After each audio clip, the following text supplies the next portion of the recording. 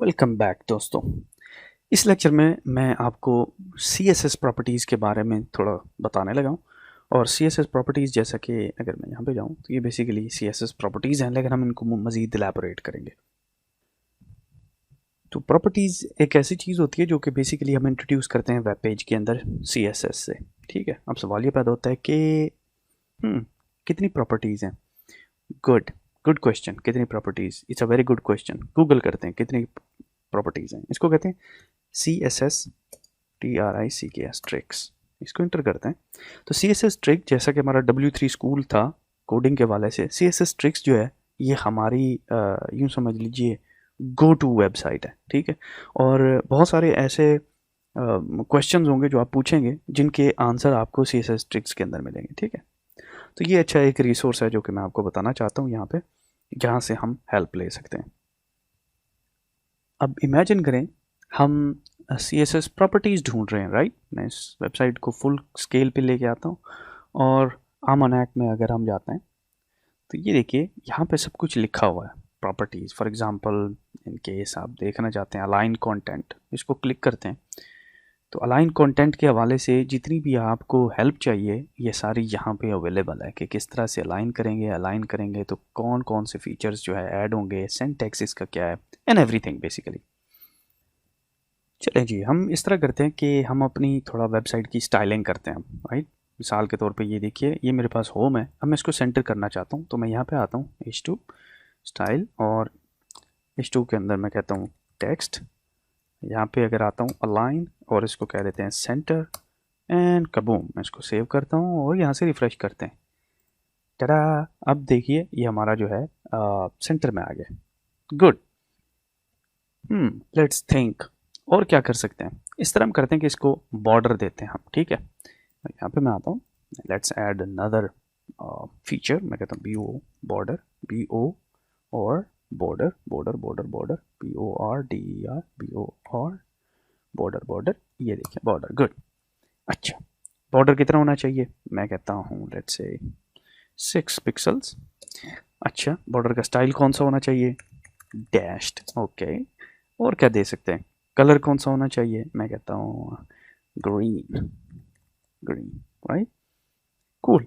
Close करते हैं इसको, सेव करता हूँ, रिफ्रेश करते हैं, एंड टडा, वाह, दिस इज सो कूल। तो बेसिकली ये देखिए अब हमारे पास जो है थोड़ा सा स्टाइल आ गया हमारे बॉर्डर में। और ऑफ कोर्स आप इसकी स्टाइलिंग से खेल सकते हैं। मैं यहाँ पे सॉलिड कर देता हूँ। मुझे पता है यहाँ पे बहुत आर्टिस्ट बैठे हुए हैं और वो जो है इसके साथ तोड़ मरोड़ करने वाले हैं। मैं इसको सेव करता हूँ, रिफ्रेश करते हैं, and as you can guess nothing shows up. That is strange. और आप सोच रहे होंगे कि ये क्यों नहीं शो हो रहा। उसकी रीज़न ये है, ये देखिए ये जो स्मॉल डॉट नज़र आ रहा है ना, बेसिकली ये मुझे बता रहा है कि फाइल सेव्ड नहीं है।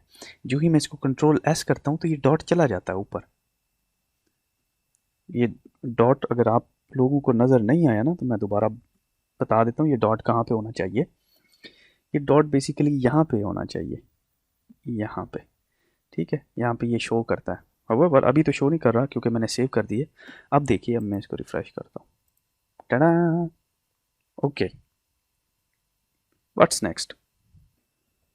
ओके जी, अगला काम हम ये करते हैं कि इसके वो वेबसाइट पे जो है बैकग्राउंड ऐड करते हैं, राइट। तो बैकग्राउंड के लिए बैकग्राउंड इमेज, और बाय द वे ये बैकग्राउंड हम कहाँ पे ऐड करेंगे? हम इंडेक्स में जाऊँ तो इंडेक्स में आपको बॉडी की टैग नज़र आ रही है, राइट। ये देखिए बॉडी। तो बेसिकली बॉडी के अंदर जो है हमारी बैकग्राउंड इमेज आएगी, क्योंकि ये सारी चीज़ जो है बैक बॉडी के अंदर इनक्लोज है। तो यहाँ पे मैं आता हूँ, मैं कहता हूँ अच्छा स्टाइलिंग में कूल, मैं यहाँ पे कहता हूँ बॉडी UD1 बॉडी। ठीक है, एंड बॉडी के अंदर जो है बेसिकली मैं बैकग्राउंड इमेज डालने लगा हूँ। अच्छा, अब यहाँ पे ज़रा आएँ तो बेसिकली हमें कुछ सजेशन मिल रही हैं, राइट। तो ये देखिए यहाँ पे इमेज खड़ी हुई है, तो मैं इमेज कहता हूँ और इमेज को मैं URL देने लगा हूँ, URL, राइट। और URL में मैंने बैकग्राउंड इमेज में इमेज का नाम देना है। अच्छा, यहाँ पे एक एक बहुत ही कूल वेबसाइट है, उसको कहते हैं सॉरी, यहाँ पे नहीं लिखना चाहिए क्योंकि आप कंफ्यूज हो जाएंगे। एक वेबसाइट है www.unsplash.com। ठीक है, यहाँ से आप बहुत ही कूल और हाई क्वालिटी इमेज निकाल सकते हैं, इमेजेस निकाल सकते हैं। और यहीं से मैंने एक इमेज निकाल के अपने फोल्डर में रखी हुई है। अगर मैं अपने डेस्कटॉप पे जाऊं,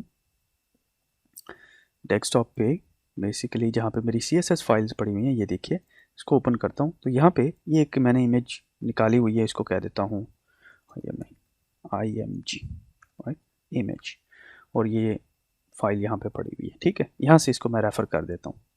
यहाँ पे आते हैं और यहाँ पे कहता हूँ कि जी ये है img.jpeg, jpg, I think jpeg है, right? Okay. Okay, I am not sure कि JPG एक्चुअली इसका फाइल फॉर्मेट है, JFIF एक्चुअली फाइल फॉर्मेट है, तो यहाँ पे मैं JFIF कर देता हूँ, JFIF and save it and refresh it, kaboom. अब ये देखिए बेसिकली हमारी बैकग्राउंड इमेज जो है वो ऐड हो गई हुई है। नाइस। Okay, what else. अब यहाँ पे देखिए ये बेसिकली इमेज जो है, अगर हम इसको फिट करना चाहते हैं हमारी स्क्रीन के अंदर, तो इसके लिए हम इसका साइज़ चेंज कर सकते हैं। मिसाल के तौर पे यहाँ पे मैं जाता हूँ और कहता हूँ background image, right, background size, यहाँ पे देखते हैं साइज़ का होगा हमारे पास बैकग्राउंड साइज़।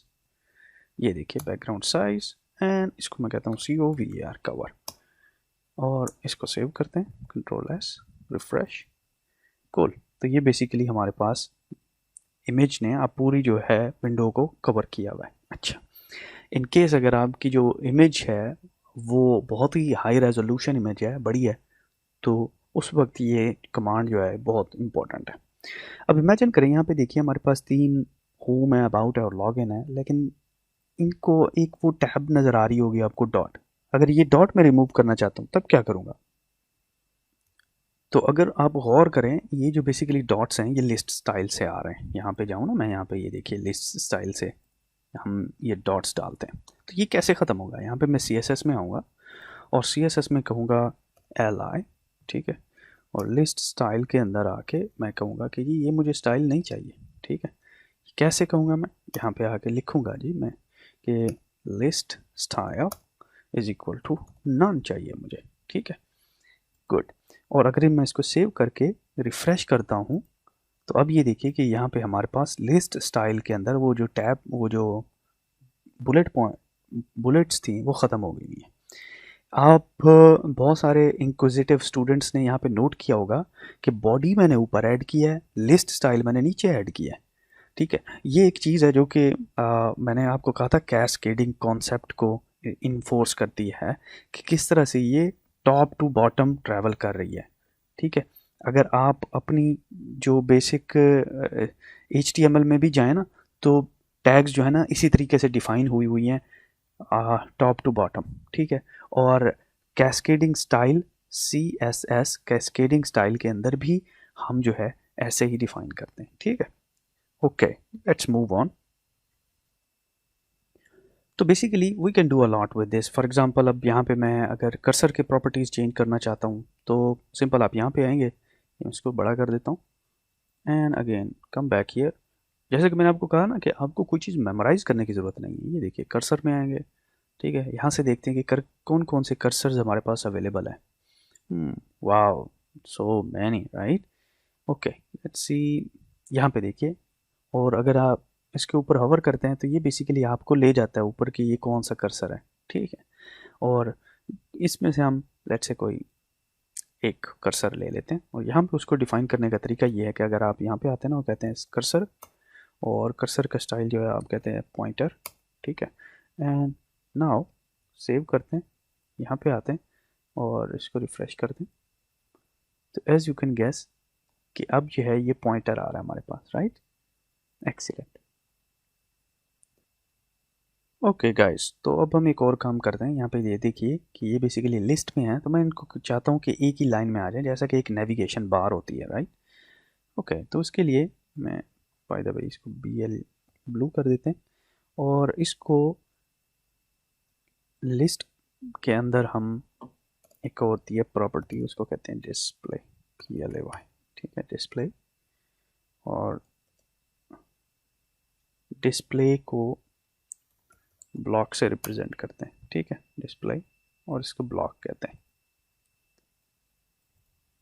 अच्छा, कलरिंग के हवाले से जो है CSS में बहुत ज़्यादा जो फ्रीडम है, और वो फ्रीडम के लिए एक वेबसाइट मैं आपको रिकमेंड करता हूँ। ये एक वो वेबसाइट है बेसिकली, और इस वेबसाइट से आप जो है डिफरेंट कलरिंग जो है वो ले सकते हैं। मिसाल के तौर पे यहाँ पे जाएंगे, जब आप इसको क्लिक करते हैं ना, तो ये आपको कुछ कोड दिखाता है। ये जो कोड है बेसिकली ये कलर का स्टाइल है। मिसाल के तौर पे ये स्टाइल ये RGB है और RGB हेक्स है, ये कोड है, और ये कोड दोनों एक ही कलर की तरफ इंडिकेशन कर रहा है। मैं इसको Ctrl+C करता हूँ, ठीक है, इसको छोटा करते हैं, मिनिमाइज, और यहाँ पे जहाँ पे कलर मैंने लिखा हुआ है सॉलिड ग्रीन या लेट्स से रेड लिखा हुआ है, अगर इसको मैं कन्वर्ट कर देता हूँ इस कलर में, और इसको कह देता हूँ कि ये जी है हैशटैग। हैशटैग कहाँ है मेरा hashtag? As you can guess I can not find my hashtag.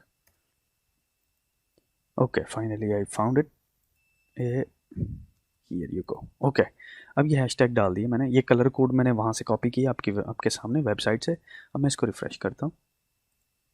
अब आप देखें कि होम का कलर जो है वो बेसिकली उस कलर कोड के साथ आ गया हुआ है जो कि मैंने कॉपी किया हुआ है, राइट।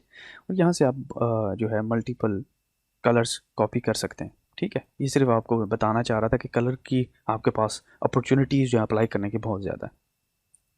इसी तरह आप इसी वेबसाइट से जहाँ से हमने ये कलर उठाया है, ठीक है, अब यहाँ से ये हेक्स कलर भी उठा सकते हैं। मैं दोबारा आपके सामने ले आता हूँ, ये देखिए, यहाँ से ये कलर कॉपी करके ना सिंपल आप फॉर एग्ज़ाम्पल यहाँ पे डाल सकते हैं, ठीक है। ये देखिए, तो इसको हम कह सकते हैं क्योंकि ये RGB है, ठीक है, and we are good to go, ठीक है। तो ये बेसिकली इसका कलर चेंज कर देगा। मैं इसको सेव करता हूँ, इधर रिफ़्रेश करते हैं, and it changes the colour, ठीक है। तो ये बेसिकली सेम कलर है। यहाँ पे ये देखिए, ये कोड और ये कोड एक ही है, एक दूसरे के नीचे थे ना, तो ये देखिए एक जैसा कलर हो गया। बताना ये चाह रहा हूँ कि आपके पास जो है वर्सटैलिटी बहुत ज़्यादा है। यहाँ पे एक और इंटरेस्टिंग चीज़ है जो मैं आपको बताना चाहता हूँ, वो है RGBA अल्फ़ा, ठीक है। अब वो ये करता है कि आपको एक चौथा आर्गूमेंट ऐड करने की अपॉर्चुनिटी देता है, और वो है बेसिकली ट्रांसपेरेंसी ऐड। ट्रांसपेरेंसी मिसाल के तौर पे 0 का मतलब है टोटली ट्रांसपेरेंट। मैं इसको सेव करता हूँ, अब आप देखेंगे बॉर्डर उड़ जाएगा, ठीक है। उसकी रीज़न ये है कि बॉर्डर ब्लेंड इन हो गया हुआ है। अगर मैं इसको लेट्स से कह देता हूँ 1, तो ये फुली अवेलेबल है, ठीक है। मैं इसको रिफ़्रेश करता हूँ, बाय द वे इसको सेव करते हैं, फिर इसको रिफ़्रेश करता हूँ, तो ये अवेलेबल है। अगर मैं इसको 1 और 0 के दरमियान कोई वैल्यू देता हूँ 0.25, ठीक है, इसको सेव करते हैं और इसको रिफ़्रेश करते हैं, तो अब ये देखिए बिल्कुल फेंट आपको यहाँ पे नज़र आ रहा है। तो ये बेसिकली ट्रांसपेरेंसी सेट करने के लिए होता है। तो कलर के हवाले से आपके पास बहुत ज़्यादा ऑप्शंस अवेलेबल हैं इस वेबसाइट में। अगर आप थोड़ा सा गौर करें ना इस वेबसाइट के ऊपर, ये देखिए, मैं दोबारा ले आता हूँ, इसको क्लोज करते हैं, एंड हियर यू गो। अब ये देखिए कि आपके पास कलर के हवाले से बहुत ज़्यादा ऑप्शंस हैं, ठीक है। You can play with it, ठीक है, और यू कैन जो भी आपको अच्छा लगे कलर जो है वो यहाँ से आप सेलेक्ट कर सकते हैं, ठीक है। ये देखिए, ओके कूल। तो इसको यहाँ पे क्लोज करते हैं। अगले लेक्चर में हम लोग CSS सेलेक्टर्स की बात करेंगे। तो see you in the next lecture guys.